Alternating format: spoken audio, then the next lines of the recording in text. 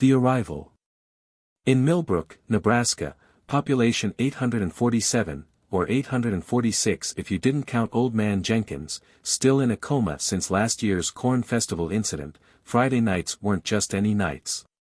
They were Hazel Morrison's poker nights, and they were about to become legendary across the galaxy. Hazel stood at her kitchen window, adjusting her bifocals as she watched the massive alien mothership hover over Tom Henderson's cornfield. The purple clouds swirling overhead cast an otherworldly glow on her prized petunias, and every electronic device in town was displaying what appeared to be an intergalactic declaration of war in 7 different languages. "Well," she muttered to Mr. Whiskers, her impossibly calm Persian cat, "at least Benjamin won't be able to blame the streetlight glare for his terrible poker face tonight." She smoothed down her lucky blue cardigan, the one with exactly 3 moth holes, and continued arranging her famous chocolate chip cookies on her second-best serving plate, the best one being reserved for the Lutheran church potluck. The house shook as another alien vessel passed overhead, rattling her collection of commemorative spoons from various Nebraska gift shops. Each spoon told a story: world's largest ball of twine, which wasn't even in Nebraska, but she'd bought it anyway, Corn Palace 1989, and her personal favorite, I Survived the Great Blizzard of '82, though technically, she'd bought that one in '83. The landline rang, because Hazel still insisted cell phones were just a passing fad, like television or indoor plumbing. "Morrison residence," she answered, already knowing it would be Ethel Peabody, her neighbor of 30 years and fellow retired schoolteacher. "Hazel. Are you watching the news? There are alien spaceships. They're saying it's the end of the world. You need to." "Now, Ethel," Hazel interrupted, using the same tone she'd once used on particularly stubborn third graders, "I've been hosting poker night for 15 years. I didn't cancel when that tornado came through in 12, or during the Great Blizzard of 18, and I'm certainly not canceling because of a few uninvited guests from outer space. The cookies are already made." She watched through her window as a massive ship, roughly the size of 3 football fields, settled into the Hendersons' cornfield. "Besides," she continued, "I've got extra chairs in the basement if they want to join. You know my policy, everyone's welcome as long as they bring something for the snack table." Downtown Millbrook had erupted into what passed for chaos in a town where the most exciting recent event had been someone putting dish soap in the town square fountain. People ran in circles, occasionally bumping into each other and apologizing profusely. The volunteer fire department had rolled out their one truck, only to discover that alien invasion response protocols weren't covered in their training manual. Sheriff Dave Miller, who'd been Millbrook's law enforcement for the past 20 years, stood in the middle of Main Street with his hands on his hips, looking up at the sky with the same expression he used when dealing with teenagers trying to tip cows, a mixture of resignation and mild amusement. The aliens themselves weren't helping the situation. Their landing pods, which looked like something out of a sci-fi movie, if the movie's budget consisted entirely of recycled disco balls, kept landing in increasingly inconvenient places. One had taken out the town's only traffic light, another had parked itself in front of the post office, forcing Mrs. Henderson to walk an extra 20 feet to mail her weekly letter to her sister in Omaha, and a third had somehow managed to land perfectly in the middle of Old Man Jenkins' prized rose garden. The alien warriors that emerged from these pods were impressive, standing at least 7 feet tall with armor that seemed to be made of living metal. Their leader, who would later introduce himself as Supreme Commander Zix of the Galactic Dominion's 7th Conquest Fleet, stepped forth expecting the usual reaction: screaming, panic, perhaps some groveling. Instead, he got Mrs. Peterson's poodle, Francois, relieving himself on one of his soldier's boots. "Humans of Earth," his voice boomed through advanced audio technology that still somehow couldn't eliminate feedback, "we have come to, is that cinnamon I smell?" Indeed, the wind had shifted, carrying the scent of Hazel's freshly baked snickerdoodles across the field. The mighty warrior's antennae twitched appreciatively. Back in her kitchen, Hazel was putting the finishing touches on her famous 7-layer dip. "The trick," she announced to Mr. Whiskers, who had somehow slept through the entire invasion so far, "is to make sure the guacamole layer is thick enough. Nothing ruins poker night like subpar snacks. A sonic boom rattled her windows, but she'd raised 3 boys and taught elementary school for 30 years, it would take more than that to make her spill the sour cream. She checked her watch, 6:45 p.m. Just enough time to put out the good napkins before everyone arrived, or before whatever was emerging from that ship with too many tentacles and far too few manners made its way to her front door. As she arranged the chairs around her poker table, the one her late husband Harold had made for her as an anniversary gift 20 years ago, Hazel couldn't help but smile. In all her years of hosting poker night, she'd never had extraterrestrial guests. But then again, she'd always said her game was out of this world. The first of her regular players began arriving, carefully picking their way around the alien pods that now dotted the landscape like chrome-plated lawn ornaments. There was Doc Wilson, who delivered half the babies in town and could never bluff to save his life, Sarah from the diner, who always brought her special jalapeno poppers, and Fred from the hardware store, who'd been trying to perfect his poker face for the past decade with limited success. They all paused at the sight of the alien warriors approaching Hazel's house, but the smell of fresh-baked cookies proved stronger than their fear of intergalactic invasion. Besides, they'd all learned long ago that it was better to face Hazel's disappointment than miss poker night. Supreme Commander Zix, meanwhile, was facing the first real challenge of his 300-year military career. His invasion manual had detailed protocols for planetary resistance, space battles, and even the proper forms to fill out when claiming a world for the Galactic Dominion.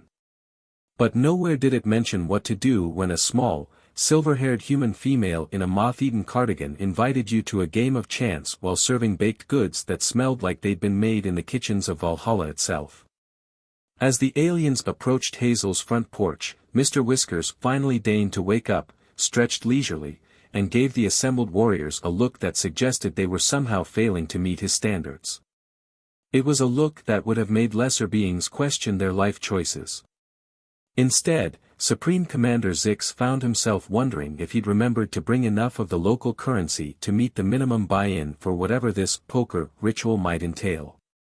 The fate of Earth, it seemed, would be decided not by advanced weapons or superior technology, but by a deck of cards, a plate of cookies, and an 85-year-old woman who'd never lost a game when wearing her lucky cardigan.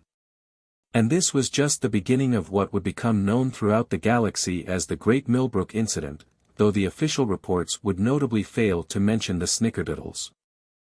First contact and first hand. Supreme Commander Zix had conquered 17 planets, faced down the dreaded space kraken of Andromeda, and once survived a diplomatic dinner with the slug lords of Betelgeuse. But nothing in his extensive military training had prepared him for Hazel Morrison's poker table. Now then, Hazel said, gesturing to the empty chairs around her handcrafted oak table, the buy-in is $20, we play Texas Hold'em, and there's absolutely no quantum manipulation allowed. She gave the aliens a stern look over her bifocals. I've been teaching card games long enough to know when someone's trying to bend spacetime to peek at the river card. The alien commander's translator unit struggled momentarily with the poker terminology, producing a series of confused beeps before settling on a rough approximation in Galactic Standard. His lieutenants exchanged glances, their metallic armor shifting colors like nervous mood rings.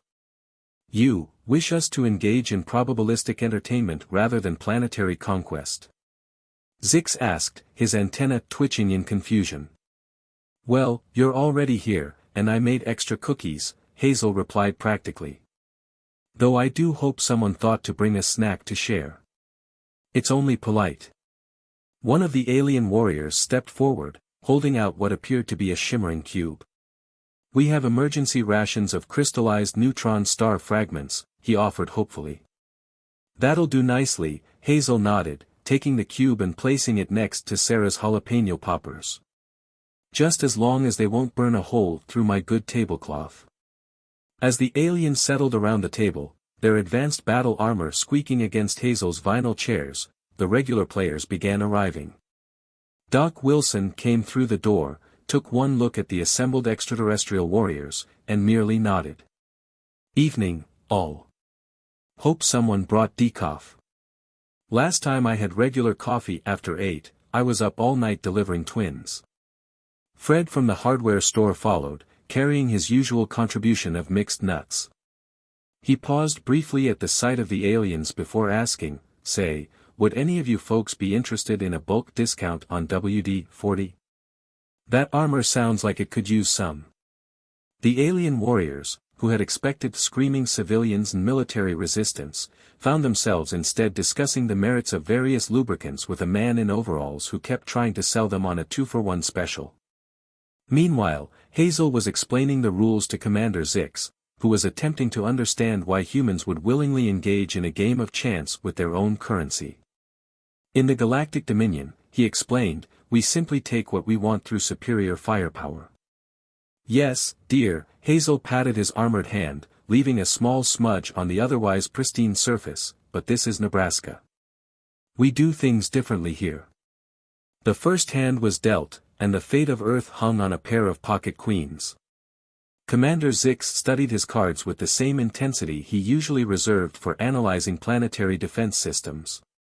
His antenna kept twitching, a tell that Hazel noted with the practiced eye of someone who'd been reading poker faces since before the alien commander species had achieved spaceflight.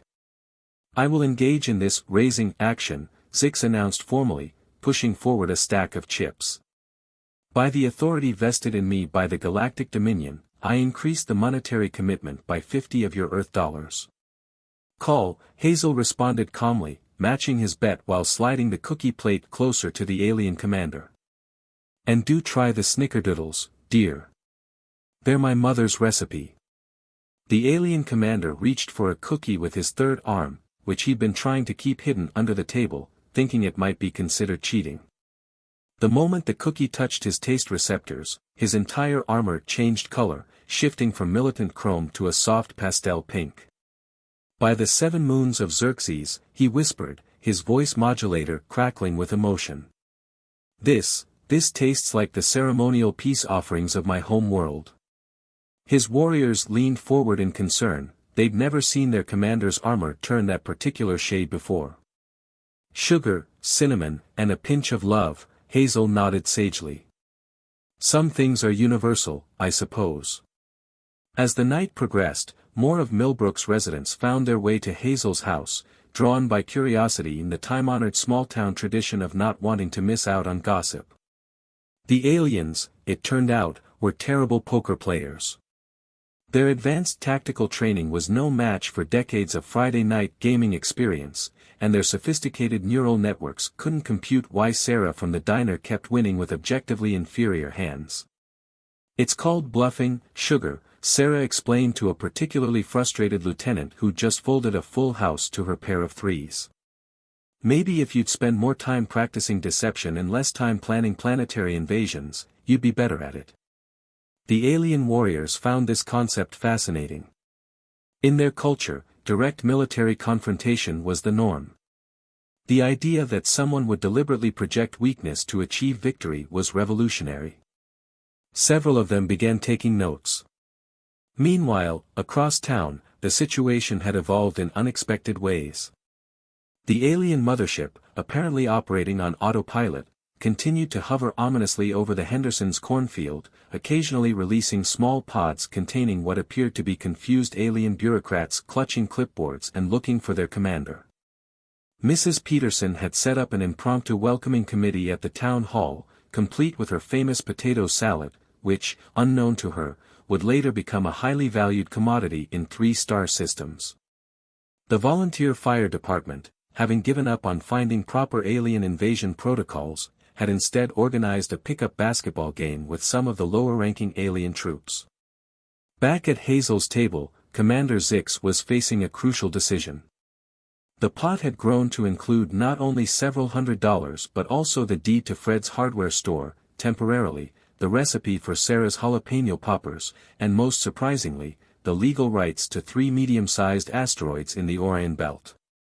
I believe, the commander announced, his armor now a swirling mix of nervous purple and determined orange, that in your Earth parlance, this is what you call going all in. He pushed forward his remaining chips, along with what appeared to be an official document declaring Earth exempt from galactic dominion conquest for the next millennium. Hazel adjusted her bifocals, looked at her cards, then at the alien commander's still twitching antenna, and allowed herself a small smile. In all her years of hosting poker night, she'd never had the fate of her planet riding on a single hand. But then again, she'd never lost while wearing her lucky cardigan either. As she prepared to reveal her cards, Mr. Whiskers chose that moment to leap onto the table, sending chips flying and causing one of the alien warriors to emit a high-pitched squeal that their translation devices refused to interpret. The cat fixed Commander Zix with a look that seemed to pierce through his advanced armor directly into his soul, then proceeded to curl up right in the middle of the pot. "Well," Hazel said, reaching for the cookie plate, "I suppose we'll have to call this hand a draw. More snickerdoodles, anyone?" Commander Zix, who had been prepared to risk his entire military career on a questionable straight draw, felt an unfamiliar sensation of relief wash over him.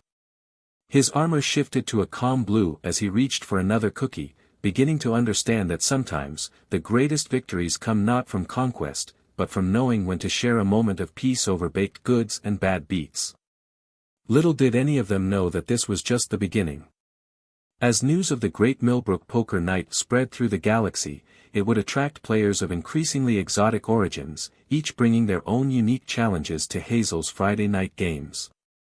But for now, in a small Nebraska town, humans and aliens alike were learning that the universe might be vast and full of wonders, but nothing quite matched the simple pleasure of good company, warm cookies, and a well-played hand of cards. And Mr. Whiskers, still lounging in his newly claimed pile of chips and interstellar peace treaties, seemed to be the only one who knew what was really going on.